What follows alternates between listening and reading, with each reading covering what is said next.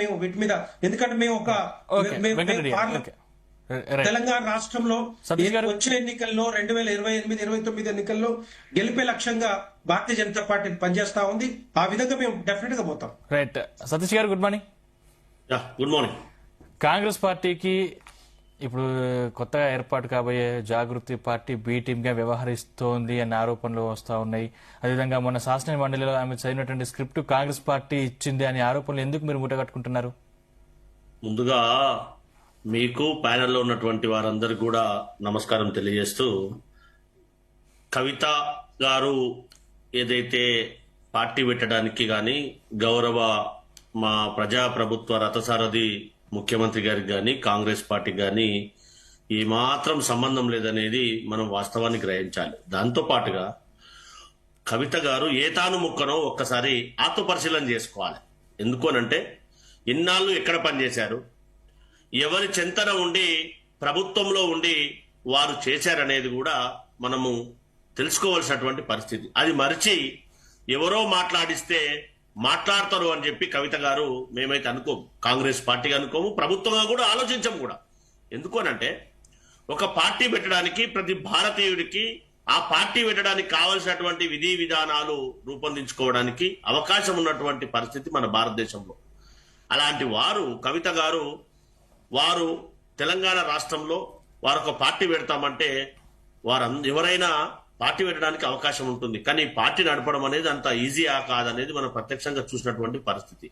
సరే, అది ఏ పార్టీకి నష్టమా, ఏ విధంగా నష్టమా అనేది ప్రజలు నిర్ణయిస్తారు, సమయం నిర్ణయిస్తాం అనేది వాస్తవ పరిస్థితి. కానీ కాంగ్రెస్ పార్టీకి కానీ, మా ముఖ్యమంత్రి గారికి కానీ, మా ఉప ముఖ్యమంత్రికి కానీ కాంగ్రెస్ పార్టీలో ఉన్నటువంటి ఏ నాయకునికి కూడా ఇసుమంతా కూడా సంబంధం లేనటువంటి విషయం. దాంతో పాటుగా వారు ఏదైతే 9.5 సంవత్సరాలు అధికారంలో ఉన్నప్పుడు టిఆర్ఎస్ బిఆర్ఎస్ పార్టీ చేసినటువంటి ఏదైతే ఆర్థిక విధమైనటువంటి ఏవైతే దోపిడీ విధానాల నిర్ణయాలు కానీ, దాంతో పాటు ప్రాజెక్టుల విషయంలో నిర్ణయాలు కానీ, దాంతో పాటుగా వారు చేసినటువంటి అవినీతి విషయంలో వారు మాట్లాడుతున్నటువంటి మాటలకు గౌరవ మాజీ ముఖ్యమంత్రి గారు కానీ, గౌరవ ఆ స్థానంలో ఉన్నటువంటి వర్కింగ్ ప్రెసిడెంట్ కానీ, మాజీ ఇరిగేషన్ శాఖ మంత్రి గారు కానీ ఇప్పటి వరకు సమాధానం చెప్పకపోవడం ఈ సమాజం అంతా ఎదురు చూస్తా ఉంది. ఎందుకు సమాధానం చెప్పడం లేదు, ఈ జరిగినటువంటి చర్యను ఎందుకు వారు ఖండించట్లేదో కూడా మనం అందరం కూడా ఆలోచించవలసినటువంటి పరిస్థితి. సరే, ఆ వాస్తవ పరిస్థితి ఎందుకు వచ్చింది, ఏడ తేడా కొట్టింది, వాళ్ళ ఫ్యామిలీలో ఏం జరిగిందో వాళ్ళ పర్సనల్ పరిస్థితి అయితే, కానీ సమాధానం చెప్పాల్సినటువంటి బాధ్యత మాజీ ముఖ్యమంత్రి గారి పైన, బీఆర్ఎస్ పార్టీ వర్కింగ్ ప్రెసిడెంట్ పైన, మాజీ మంత్రి ఇరిగేషన్ శాఖ మంత్రి హరీష్ రావు గారి పైన ఉందనేది వాస్తవాన్ని గ్రహించాలి. అది మర్చి ఇష్యూను డైవర్ట్ చేయడానికి ఏదేదో మాట్లాడుతున్నటువంటి కేటీఆర్ గారు కానీ, హరీష్ రావు గారు కానీ ప్రజల సమస్యల పట్ల, తెలంగాణలో ఉన్నటువంటి ఇష్యూల పట్ల కానీ ఒక ప్రధాన ప్రతిపక్షంగా సభలకు రాకుండా, సమస్యలను లేవనెత్తకుండా, ఒక అర్థవంతమైనటువంటి చర్చల్లో పాల్గొనకుండా ఉండడం అనేది ఇది సమంజసమైందా అనేది మనం అందరం కూడా వాస్తవాన్ని గ్రహించాలి. ఆ రకంగా ఆలోచించకుండా ఏదో రకంగా పబ్లిక్ ను డైవర్ట్ చేయడం అనేది, ఒక పర్సెప్షన్, నెగిటివ్ పర్సెప్షన్ ను క్రియేట్ చేయాలని తాపత్రయపడడం అనేది ఈ తెలంగాణ రాష్ట్రంలో ప్రస్తుతానికి సాధ్యం కాదనేది ఒక్కటి ఆలోచన చేయాలి. దాంతో పాటుగా ఇందాక భారతీయ జనతా పార్టీ వెంకటరెడ్డి గారు చెప్తా ఉన్నారు, మేము పునాదులు వేస్తా ఉన్నాం, ఈ పునాదుల మీద నిర్మాణం చేయబోతున్నాం అంటే, జూబ్లీహిల్స్ లో ఏం జరిగిందో అక్కడ నుంచి ప్రాతినిధ్యం వహిస్తున్నటువంటి ఉన్నటువంటి కేంద్ర మంత్రి గారు ప్రాతినిధ్యం వహిస్తున్నటువంటి జూబ్లీహిల్స్ లో డిపాజిట్ వచ్చిందా లేదా మనం ప్రత్యక్షంగా చూసినాం. ఇవన్నీ వాస్తవాలు కాకుండా ఏదో నీటి బుడగల్ లాంటి మాటలు మాట్లాడితే అటు బీఆర్ఎస్ గాని బీజేపీ గాని ఈ సమాజం యాక్సెప్ట్ చేయదనేది కూడా వాస్తవాన్ని ఒప్పుకోవాలి. ఏది ఏమైనప్పటికీ కూడా కవిత గారు పార్టీ పెడితే ఒక భారతీయుడిగా, తెలంగాణ ఉద్యమకారుడిగా సమయం సందర్భం నిర్ణయిస్తారు తప్పితే ఎవరం కూడా కాదనడానికి ఏ పార్టీ కూడా సంబంధం ఉండదు. ఏమన్నా సంబంధం ఉన్నా, నష్టం జరిగినా జరగకపోయినా బీఆర్ఎస్ పార్టీ తాను ముక్క కాబట్టి కవిత గారు అక్కడే ఎక్కడో ఎవరితోనో సంబంధాలు ఉండే అవకాశం ఉంటుంది, వారికి నష్టే అవకాశం ఉంటుంది. కానీ మిగతా ఏ జాతీయ పార్టీకి కానీ ప్రాంతీయ పార్టీకి కానీ నష్టం ఉండే అవకాశం ఉండదు అనేది వాస్తవ పరిస్థితి మనము గ్రహించాలి. ఎందుకంటే గతంలో ఉద్యోగంలో పనిచేశారు, తెలంగాణ జాగృతి పేరుతోటి ప్రభుత్వంలో భాగస్వాములుగా ఉన్నటువంటి పరిస్థితి ఇది కదా వాస్తవ పరిస్థితి.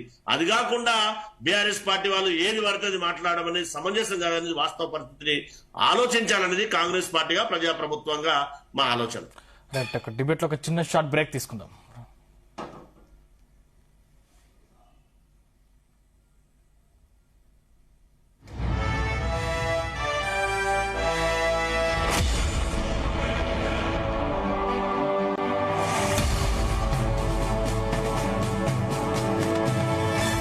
బంగారం కొనడానికి సరైన చోటు వెతుకుతాం. బంగారం అమ్మడానికి ఇక్కడ చూడండి. ఏ విధంగా మీ బంగారం నగ నాణ్యతని తప్పుగా చెక్ చేస్తున్నారు. అటికాకు రండి. మీ బంగారాన్ని జర్మన్ టెక్నాలజీతో చెక్ చేసి అధిక ధరని ఇస్తున్నారు. Good morning, welcome to Zee Telugu debate. నా పేరు సందీప్. ఇక కొత్త పార్టీ పెట్టేందుకే కల్వకుంట్ల కవిత డిసైడ్ అయినట్లు తెలుస్తోంది. జాగృతి సమావేశంలో ఆమె క్లియర్ కట్ మెసేజ్ ఇచ్చారు. ఉగాది నాటికి పార్టీని ప్రకటించాలన్న లక్ష్యంతో ఉన్నట్లు తెలుస్తోంది. ఎమ్మెల్సీకి చేసిన రాజీనామాను మండలి చైర్మన్ ఆమోదించడంతో కవిత మరింత దూకుడుగా ముందుకు వెళ్లేందుకు ప్లాన్లు వేస్తున్నారు. అయితే కవిత వెనుక సీఎం రేవంత్ రెడ్డి ఉన్నారని బీఆర్ఎస్ ఆరోపిస్తోంది. మరి కవిత పార్టీ నిలదొక్కుంటుందా? కవిత పార్టీతో ఎవరికి నష్టం, ఎవరికి లాభం? ఇదే అంశంపై ఇవాళ డిబేట్లో చర్చిద్దాం. డిబేట్లో మనతో పాటు పాల్గొంటున్నారు శ్యామ్ సుందర్ గారు, అనలిస్టు, అదేవిధంగా జయేందర్ గారు బీఆర్ఎస్ నుంచి. ముందుగా శ్యామ్ సుందర్ గారు, గుడ్ మార్నింగ్. నమస్తే అండి సార్. మీరు చూసారు మొన్న శాసన మండలిలో ఏం జరిగిందో. దాదాపు 10 నిమిషాల పాటు కల్వకుంట్ల కవిత గారు ఏడ్చిన సందర్భం చూశారు.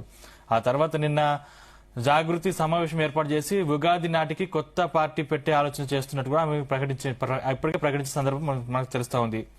సో సొంత కుంపటి ఎలా ఉండబోతుంది? అంటే మార్పు తెచ్చే నాయకి అయ్యే ఛాన్స్ ఉందా? అంటే తెలంగాణలో ముఖ్యంగా మహిళా నేతకి ఆ స్పేస్ ఉందా అనుకోవచ్చా? అంటే ఇక్కడ ఒక విషయం అండి, ప్రజాస్వామ్య దేశంలో ఎవరైనా పార్టీలు పెట్టొచ్చు, మూసుకోవచ్చు. చాలా పార్టీలు వచ్చాయి, అంతర్ధానం అయ్యాయి భారతదేశ చరిత్ర లోపల. కాబట్టి కవిత గారు పెడతారంటే పెట్టొచ్చు, ఎవరైనా పార్టీ పెట్టుకోవచ్చు, పెట్టుకోవడంలో తప్పేం లేదు. కాకపోతే ప్రజలు ఎంతవరకు ఆదరిస్తారనే దానిపైన ఉంటుంది. రెండో విషయం ఏంటంటే ఆమె వెనుక అంటే బీఆర్ఎస్ ఆరోపిస్తున్నట్టుగా కొంత సీక్వెన్సెస్ చూస్తుంటే నిజమేనేమో అనిపిస్తుంది. ఏంటంటే ఇప్పుడు అజరుద్దీన్ కు మంత్రి పదవి ఇవ్వాలి, ఉభయ సభల్లో ఎక్కడ ఖాళీ లేదు, అవును, ఒక ఖాళీ క్రియేట్ చెయ్యాలా. సో ఇన్ని రోజులు ఎప్పుడో ఆమె రాజీనామా పత్రం ఇస్తే ఇప్పుడు ఆమోదించడం. అవును. తర్వాత ఇంకోటి ఆమె శాసన మండలిలో మొత్తం బీఆర్ఎస్ ను ఏకిపారేసినట్టే మాట్లాడు. అవును. ఇంకోటి ఒక నిజంగా గనక అధికార పక్షం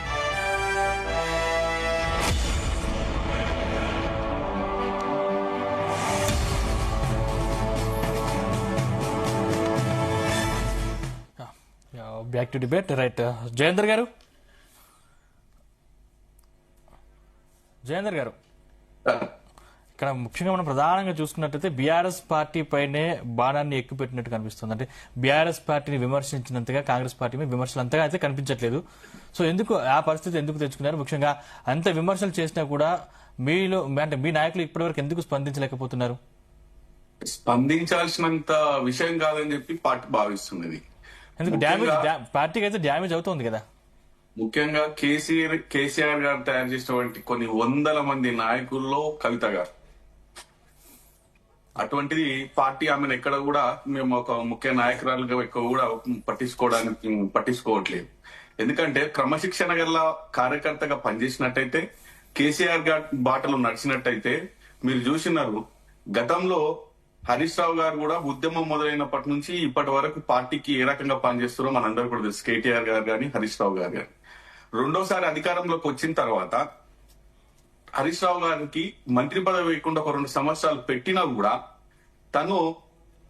తనకున్నటువంటి పార్టీ ప్రెసిడెంట్ గారు కేసీఆర్ గారు ఏ పని చెప్తే ఆ పని చేస్తా, నాకు ఏది నియమిస్తే అదే చేస్తా అనేటువంటి దాంతో పనిచేసిండే తప్ప ఎక్కడ కూడా తన ఉన్నటువంటి కేసీఆర్ గారిని ఎక్కడ కూడా విమర్శించలేదు, కనీసం మాట మాట్లాడలేదు. తనకు అప్పచెప్పినటువంటి పనిని సమర్థవంతంగా చిన్నదైనా పెద్దదైనా చేస్తాను అనేటువంటి కోణంలో పయనించింది తప్ప పార్టీకి క్రమశిక్షణగా పనిచేసింది కేటీఆర్ గారు కానీ హరీష్ రావు గారు కానీ. కానీ తను ఎంపీగా ఓడిపోయినప్పటి నుంచి మళ్ళీ నాకు పదవి కావాలనేటువంటి ఏకైక అది పెట్టుకొని ఇంట్లో రచ్చరచ్చ చేస్తూ ఒక ఇంటిని తన ఇంట్లో ఉన్నటువంటి దాన్ని బజార్కి ఇవ్వడం అనేది ఒక మన తెలంగాణ మహిళగా అది ఎవరు కూడా తెలంగాణ ప్రజలు ఎవరు కూడా దాన్ని ఒప్పుకోవట్లేదు. కాబట్టి నేను ఏమంటున్నా అంటే తనకు ఉన్నటువంటి ఏవైనా సొంత నిర్ణయాలు కావచ్చు, సొంత ఏమైనా ఉంటే బయటకు వచ్చి తను ఒక ఎజెండా గాని ప్రజలకు చెప్పాలి తప్ప తను ఎదగడానికి కుటుంబాన్ని తను పెంచినటువంటి పార్టీని ప్రజల్లో చులకన చేస్తే నేను ఎదుగుతా అనుకుంటుంది. అది సరైన పద్ధతి కానీ కాదని మీ చెప్పేసి పార్టీ నాయకులు భారీగా అవినీతికి పాల్పడ్డారంటూ పాయింట్ టు పాయింట్ కవిత చెప్పిన సందర్భం మనం చూసాం. అంటే అంత కుంభకోణాలు చేసినప్పుడు కూడా చాలా మంది బయటకు వచ్చి ఈ విషయాలు చాలా మంది చెప్తున్న పరిస్థితి కనిపిస్తుంది కదా. అంటే అంత కుంభకోణాలు చేశారా? ఈ విషయంలో ప్రతి విషయంలో అసెంబ్లీలో చర్చకి ఎక్కడికైనా ప్రతి విషయంపై చర్చకు రావడానికి మేము సిద్ధం అని చెప్పేసి సవాల్ విసరడం కూడా జరిగింది అసెంబ్లీలో.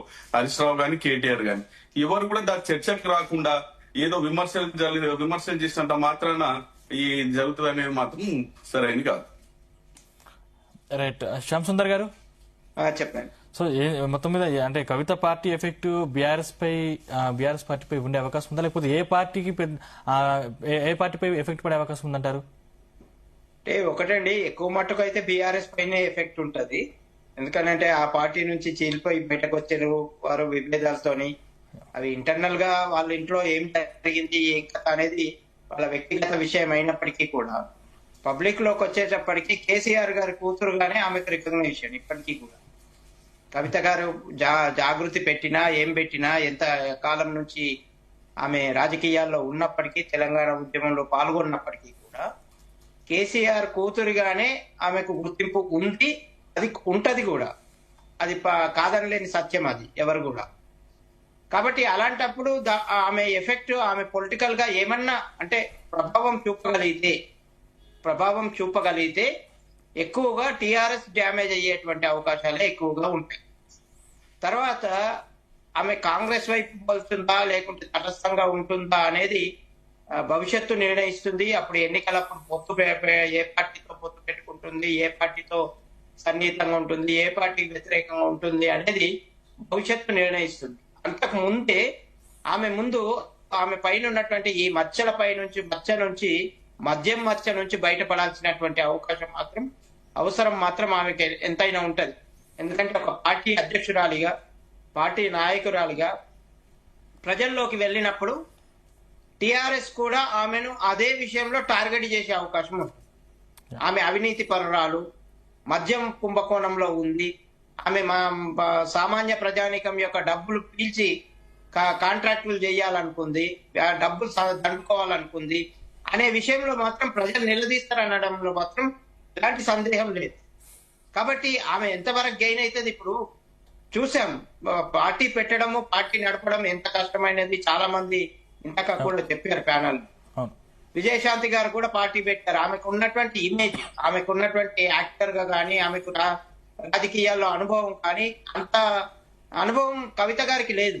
అంత ఇమేజ్ కూడా అంటే విజయశాంతి గారికి ఉన్నటువంటి క్రేజ్ కూడా లేదు ఇప్పటికీ. కానీ విజయశాంతి గారే పార్టీని నడపలేక చేతులు ఎత్తేయాల్సిన పరిస్థితి వచ్చింది. కాబట్టి చిరంజీవి గారు ఇమేజ్ ఎంత ఉంటుంది, ఆయన కూడా పార్టీని నడపలేక పార్టీని తీసేయాల్సి వచ్చింది, మోసుకోవాల్సి వచ్చింది. ఇట్లా చాలా మంది మన దేశ చరిత్రలో, మన రాష్ట్ర చరిత్రలో కూడా చాలా మంది పార్టీలు పెట్టారు, పార్టీలు నడపలేక చేతులు ఎత్తేసిన పరిస్థితి ఉంది. కాబట్టి ఇప్పుడు కవిత గారు పెట్టి అంటే ఇంకా 3 ఏళ్ళు ఉంది ఇంకా దాదాపుగా ఎన్నికలకి మనకు. కాబట్టి అసెంబ్లీ ఎన్నికల వరకు ఎంతవరకు కుదురుకుంటారు, ఏం కదా, ఆమె వేసేటువంటి అడుగులు ఎట్లా ఉంటాయి, ఆమె మీద ఉన్నటువంటి ఆరోపణలకు ఆమె ఎలాంటి సమాధానాలు చెప్పుకోవాల్సి వస్తుంది అనేది భవిష్యత్తు నిర్ణయిస్తుంది. ప్రజలు కూడా ఎట్లా రిసీవ్ చేసుకుంటారు, ఒక మా నాయకు కేసీఆర్ కూతురుగా చూసి ఆదరిస్తారా, లేకుంటే ఈ మద్యం కుంభకోణము, ఈ కుంభకోణాలను చూసి, అవినీతి ఆరోపణలను చూసి ఆమెను చీదరించుకుంటారా, వ్యతిరేకిస్తారా అనేది ప్రజలు డిసైడ్ చేస్తారు. కాకపోతే రాజకీయంగా మాత్రం బీఆర్ఎస్ పార్టీకి ఎంతో కొంత మాత్రం భారీగానే నష్టం మాత్రం జరుగుతుంది. ఎందుకంటే బీఆర్ఎస్ అంతర్గత విషయాల లోపల ఆమె ఒక కీలకమైన వ్యక్తి. కాబట్టి అక్కడ జరిగినటువంటి ఇంకా కొన్ని విషయాలు, ఇప్పటికీ కొంత మాత్రమే వచ్చింది రీల్ బయటకు, ఇంకా చాలా రీల్ ఉంటుంది ఆమె దగ్గర. ఆ రీల్ అంతా బయటకు తీసే బీఆర్ఎస్ కు చాలా డ్యామేజ్. కాబట్టి ఏంటంటే ఆ 4 స్తంభాల ఆటలో ఒక స్తంభం ఆమె. కాబట్టి ఆ స్తంభం మొత్తం తెలియకుండా ఏం జరగలేదు టిఆర్ఎస్ మొదటి నుంచి ఇప్పటి వరకు కూడా. ఆమె స్టార్టింగ్ నుంచి ఉంది ఆ పార్టీలో. కాబట్టి అప్పటి నుంచి ఏమేమి జరిగింది, ఏం కథ, ఆమె ఇంకా బయటకు సినిమా చూపించబోతుంది అనేది మాత్రం వాస్తవం. కాబట్టి ఇది రాష్ట్ర రాజకీయాల లోపల ఎంతవరకు ప్రభావం చూపుతుంది అనేది వేరు విషయం. కానీ టిఆర్ఎస్ కు పార్టీ పరంగా మాత్రం బాగా డ్యామేజ్ అవుతుంది. అట్లాగే ఆమె వేసే అడుగులు ఏ పార్టీకి అనుకూలిస్తాయి అనేది మాత్రం మనం ఇప్పుడే చెప్పలేం. అది బహిరంగంగా కనుక ఆమె పొత్తులోకి వస్తే కాంగ్రెస్ పార్టీతోనో మరో పార్టీతోనో పొత్తుల్లోకి వస్తే చెప్పలేం. కానీ ఈ అవకాశాలని అన్ని రాజకీయ పార్టీలు ఉపయోగించుకునేటువంటి పరిస్థితి మాత్రం ఉంటది. ఎందుకనంటే ఆమె కేసీఆర్ గారి కూతురు, కేసీఆర్ గారి కుటుంబం నుంచి వచ్చింది కాబట్టి కేసీఆర్ గారి కూతురే చెప్తుంది ఈ ఆరోపణలు, కాబట్టి అందులో నిజం ఉంటుంది అని ప్రజలు కూడా నమ్మే అవకాశం ఉంటుంది. ఆ విషయాల్ని కాంగ్రెస్ పార్టీ కానీ బీజేపీ కానీ ఖచ్చితంగా ఉపయోగించుకునే ప్రయత్నం చేస్తాయి, చేసి లాభపడే పరిస్థితి ఉంటుంది. కాబట్టి ఆ లాభం పొందే విషయంలో అది కాంగ్రెస్ కి అనుకూలిస్తుందా, బీజేపీకి అనుకూలిస్తుందా అనేది భవిష్యత్తు నిర్ణయిస్తుంది. Right right. మనోజ్ గారు ఏం చెప్తారు? అంటే మీ పార్టీ సిద్ధాంతం ఏంటి అసలు? సామాజిక తెలంగాణ సిద్ధాంతంతో ఇప్పటి వరకు ఏదైతే ఉద్యమకారులకు అన్యాయం జరిగిందో ఆ ఉద్యమకారులని మమేకం చేసుకుంటూ ఎవరైతే అమరవీరుల కుటుంబాలు ఉన్నాయో ఆ అమరవీరుల కుటుంబాలను చేరదీస్తూ విద్యకి వైద్యానికి ఈ రాష్ట్రంలో ఎలాంటి ప్రాధాన్యత లేకుండా పోతుంది దాన్ని ఎజెండాగా పెట్టుకొని, అలాగే యువకులు కానీ అదే పార్టీలో కొనసాగినప్పుడు సామాజిక న్యాయం లేదు అని ఎందుకు చెప్పలేకపోయారు? సామాజిక న్యాయం లేదు అని ఎన్నో సార్లు ఇంటర్నల్ వేదిక మీద చెప్పినాం కాబట్టే ఈ రోజు పార్టీ నుండి బయటకు వచ్చిన పరిస్థితి ఉంది. అసలు కవితక్క గారిని ఇప్పుడు పార్టీలో జరిగింది స్టార్ట్ అయింది ఎక్కడన్నా? సామాజిక తెలంగాణ అని కవితక్క గారు May 1st మాట్లాడినందుకే వీళ్ళు కుట్రలు స్టార్ట్ చేసిరు. అంతకు ముందే 2014లోనే కవితక్క గారు ఆ రోజు మహిళా మినిస్టర్ లేకపోవడం బాధాకరం అని చెప్పేసి కేబినెట్ లో ఆ రోజు మాట్లాడిండ్రు. అలా తర్వాత ఎన్నోసార్లు ఇంటర్నల్ వేదికల మీద ఎన్నోసార్లు కూడా కవితక్క గారు ధర్నా చౌక్ గురించి ఏంటిది, ఇట్లాంటి ఉద్యమకారుల గురించి ఏంటిది, అమరవీరుల గురించి ఏంటిది ఇలా ప్రస్తావించి తర్వాత వీళ్ళు ఇరిగేషన్ డిపార్ట్మెంట్ లో ఈ ప్రాజెక్టుల పేరుతో చేస్తున్న అవినీతి ఏదైతే ఉందో అది కేసీఆర్ గారికి దృష్టికి తీసుకెళ్తుంటేనే ఇక్కడ కేసీఆర్ గారి కళ్ళు కప్పి మేము ఏదైనా చేయొచ్చు, కానీ కవిత అన్ని చేరవేస్తుంది కాబట్టి ఈమెనే ఫస్ట్ సైడ్ చేయాలి అని కుట్రలు చేస్తే అక్కని సైడ్ చేసిండ్రు. ఈ రోజు ఇప్పుడు ఈ తెలంగాణలో ప్రాంతీయ పార్టీకి స్పేస్ ఉంది అని మేము 18 జిల్లాలు తిరిగి తెలుసుకున్నాం జాగృతి జనం బాటలో. ఎందుకంటే ఈ 13 సంవత్సరాల తెలంగాణ వచ్చి 13 సంవత్సరాలలో కూడా ఇంకా తెలంగాణలో ఇండ్లు లేని పేదవాళ్ళు ఉన్నారు, ఇంకా నిరుద్యోగత అనేది పెరిగిపోయింది. మీరు బీఆర్ఎస్ పార్టీని టార్గెట్ చేస్తుంటే కాంగ్రెస్ పార్టీని ఎందుకు టార్గెట్ చేయలేకపోతున్నారనే ప్రశ్న ఇక్కడ. మేము ఎక్కడ ఎవరిని టార్గెట్ చేస్తలేమన్నా మా దారిలో మేము వెళ్తున్నాం. జాగృతి జనం బాటకి వెళ్ళినప్పుడు ఇప్పుడు 10 సంవత్సరాలు వాళ్ళు పరిపాలించిందన్నా అక్కడికి వెళ్ళినప్పుడు మా దగ్గరికి ఆ 10 సంవత్సరాలలో జరిగిన అన్యాయాలు ఏంటిది, భూ కబ్జాలు ఏంటి, ఇంకేమైనా కమిషన్లు కాంట్రాక్టర్ల విషయాలు వచ్చినప్పుడు మాట్లాడుతున్నాం. ప్రభుత్వాన్ని ఆదిలాబాద్కి వెళ్ళినప్పుడు ప్రభుత్వాన్ని నిలదీసినాం, సింగరేణి విషయంలో ప్రభుత్వాన్ని నిలదీసినాం, నిరుద్యోగుల విషయంలో ప్రభుత్వాన్ని నిలదీసినాం. ఇదే కేసీఆర్ గారిని అసెంబ్లీలో ఉరియాలి అన్నప్పుడు అదే కౌన్సిల్ దగ్గర ప్రెస్ మీట్ పెట్టి కవితక్క గారు చెప్పారు, నేను 2 సార్లు ఉరి తీయాలి, ఒక బిడ్డగా నేను ఈ రోజు ఆవేదన చెందుతున్నా, నా తండ్రిని ఎట్లా అంటే ఉద్యమ నాయకుడు. ఎక్కడ ఎప్పుడు ప్రభుత్వాన్ని అనే అవసరం ఉన్నప్పుడు అంటున్నాం. వీళ్ళది 2 సంవత్సరాల పాలన అయితే వాళ్ళది 10 సంవత్సరాల పాలన. మమ్మల్ని ఆ 10 సంవత్సరాల పార్టీలో ఉన్నప్పుడు ఏం మాట్లాడనియకుండా చేసిండ్రు. ఇప్పుడు మేము ఒకటే గ్రహించడం, ఈ 18 జిల్లాలు తిరిగి ఇంకా తెలంగాణలో స్పేస్ ఉంది, ప్రాంతీయ పార్టీ అవసరం ఉంది. ఎందుకంటే బీఆర్ఎస్ ఇప్పుడు భారత రాష్ట్ర సమితి, బీజేపీలో తెలంగాణ లేదు, బీఆర్ఎస్ లో తెలంగాణ లేదు, కాంగ్రెస్ లో తెలంగాణ లేదు. తెలంగాణ పదాన్ని మోసి తెలంగాణతో పేగుబంధం ఉండి తెలంగాణ ఆత్మగౌరవం కోసం పోరాడేది ఈ రోజు తెలంగాణ జాగృతి మాత్రమే. కాబట్టి ప్రాంతీయ పార్టీ మేమొక్కరమే ఉన్నాం. ఇప్పుడు వీళ్ళందరికీ తెలంగాణ అనేది వన్ ఆఫ్ ది స్టేట్, కానీ తెలంగాణ జాగృతికి తెలంగాణనే ప్రాణం, తెలంగాణనే ఆత్మ, తెలంగాణ కోసమే మేము బ్రతికే వాళ్ళము, తెలంగాణ కోసమే పనిచేసే వాళ్ళం. కాబట్టి తప్పకుండా ఈ తెలంగాణ ప్రజలు మమ్మల్ని ఆదరిస్తారు, ప్రాంతీయ పార్టీని ఆదరిస్తారని మేము అనుకుంటున్నాం. రైట్. వెంకటరెడ్డి గారు, అంటే లిక్కర్ స్కామ్ కేసులో బీజేపీ కావాలని నన్ను ఇరికించింది చాలాసార్లు ఆరోపించిన సందర్భం మనం చూసాం. అదేవిధంగా అప్పుడు బీఆర్ఎస్ బీజేపీ కలుస్తూ ఉంటే కూడా నేను వద్దని చెప్పిన సందర్భం కూడా మనం చూసాం. ఏంటి అసలు బీఆర్ఎస్ బీజేపీ కలిసే అవకాశాలు సూచనలు కనిపిస్తా ఉన్నాయా? ఎందుకంటే కేసీఆర్ కూతురు స్వయంగా చెప్పినటువంటి పరిస్థితి కదా. ఒకటి లిక్కర్ స్కాములు అంటే లిక్కర్ స్కాములు ఇరుక్కున్నారు అంటే వారి మీద ఆరోపణలు వచ్చినాయి కాబట్టి సిబిఐ ఎంక్వైరీ చేసి ఆమె దాంట్లో దోషిగా ఉంది కాబట్టి జైలుకు పంపించారు. అది బీజేపీకి సంబంధమే లేదు. ఎందుకంటే అవి ఇండిపెండెంట్ దర్యాప్తు సంస్థలు, సిబిఐ కానీ ఈడీ కానీ వారు పని చేసుకోబోతారు తప్పితే బీజేపీకి సంబంధం లేదు. ఇవన్నీ కూడా పార్టీలో ఆరోపిస్తుంటాయి, బ్లేమ్ చేయడానికి, బురద జల్లడానికి, భారతీయ జనతా పార్టీని డిగ్రేడ్ చేయడానికి చేస్తున్న ప్రయత్నాలు తప్పితే ఇక్కడ భారతీయ జనతా పార్టీకి సంబంధం లేదు. కాకపోతే అక్కడ వాడుకున్నది ఎవరంటే కాంగ్రెస్ పార్టీ వాడుకుంది. ఏ విధంగా లిక్కర్ స్కామ్ లో ఎదుర్కొన్న కవితను అరెస్ట్ చేయట్లేదు అంటే బీఆర్ఎస్ బీజేపీ ఒకటని చెప్పి అబద్ధపు హామీలతోటి, అబద్ధపు మాటలతోటి కాంగ్రెస్ పార్టీ ఆ రోజు ముఖ్యమంత్రి రేవంత్ రెడ్డి గారు జనాలకు తీసుకుపోయి సక్సెస్ అయ్యారు.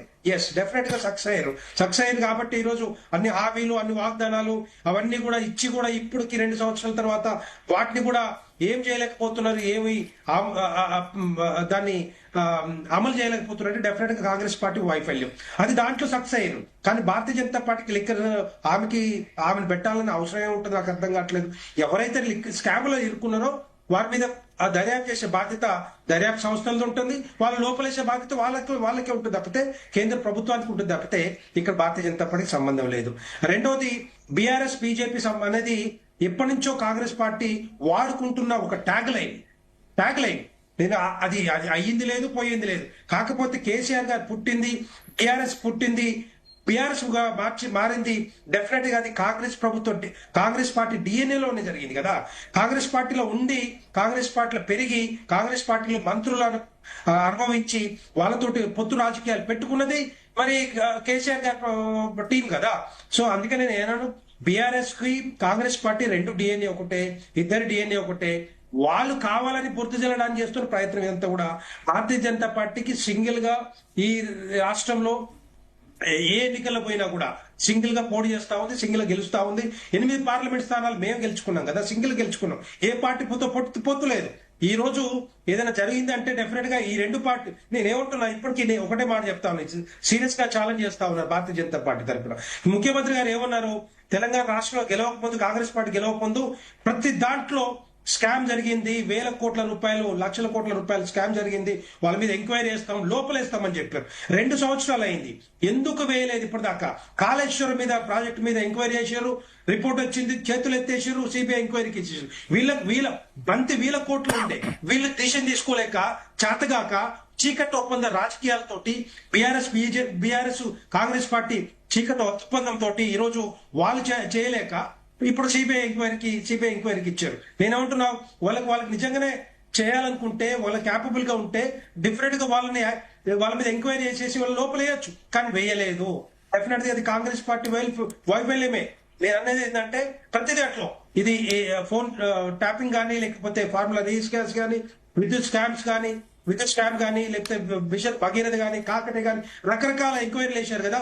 ఒక్క దాంట్లో ఎవరైనా లోపల పంపించిర్రా, ఎవరైనా జైలు వేసిర్రా అంటే దీని వెనకాల ఏంటి? వీళ్ళ మధ్యలో ఉన్న సంబంధం,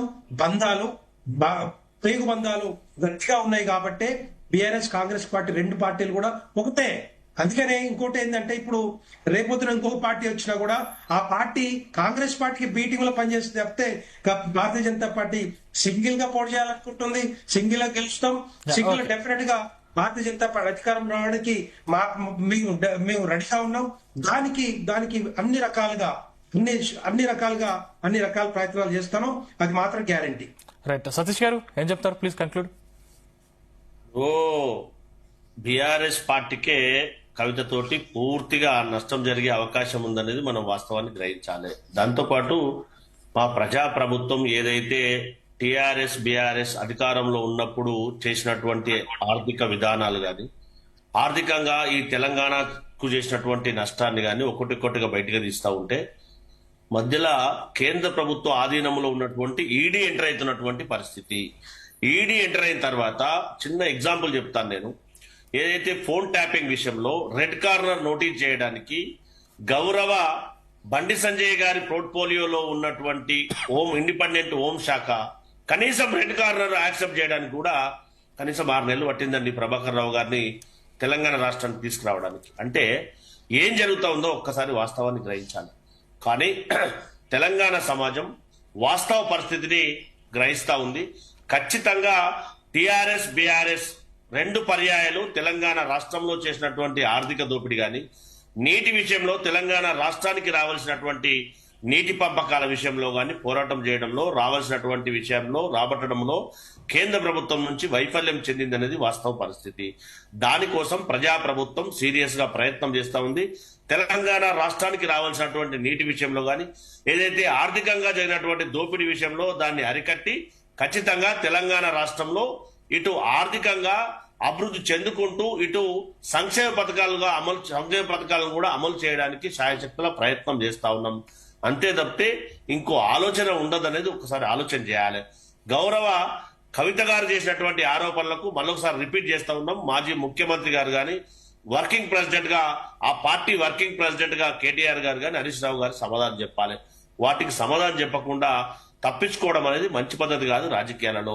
వాటికి సమాధానం చెప్పిన తర్వాత ఈ సమాజం వారి మాటలను యాక్సెప్ట్ చేస్తారనేది సమయం నిర్ణయిస్తుంది. రాజకీయాల్లో అస్తిత్వాన్ని నెలకొల్పేది ఓటింగ్ ద్వారా నిరూపితమయ్యే రిజల్ట్. దాన్ని వచ్చిన తర్వాత కదా ఈ రాజకీయ పార్టీ నిలబడుతుంది, నిలబడదు, వాళ్ళ విశ్వాసం ఏ విధంగా ఉందనేది. పార్లమెంట్ ఎన్నికల గురించి మాట్లాడుతున్నారు. బీఆర్ఎస్ పార్టీ స్వయంగా ఏదైతే మేడ్చల్ ఎమ్మెల్యే గారు ఏం చెప్పారో ప్రత్యక్షంగా చూసాం. మా చేవెళ్లలో ఏం జరిగిందో ప్రత్యక్షంగా చూసాం. ఇవి వాస్తవ పరిస్థితులు కదా. బీఆర్ఎస్ బీజేపీ ఏ విధంగా మిలాఖత్ అయినాయి, ఏ విధంగా మిలాఖత్ చేసుకున్నాయి ఏందనేది గౌరవ ఎగ్జాంపుల్స్ మాజీ ఎంపీలు గాని, ఉన్నటువంటి ఎమ్మెల్సీలు గాని చెప్పినటువంటి లైవ్ ఎగ్జాంపుల్స్ కదా. అవి కాదు అంటే మనం ఏం చేయలేం కదా. వాస్తవ పరిస్థితి కూడా ఒప్పుకునే పరిస్థితి లేకపోతే మనం ఏం చేయగలుగుతాము? అల్టిమేట్ గా ప్రజలు సమాధానం చెప్తారు.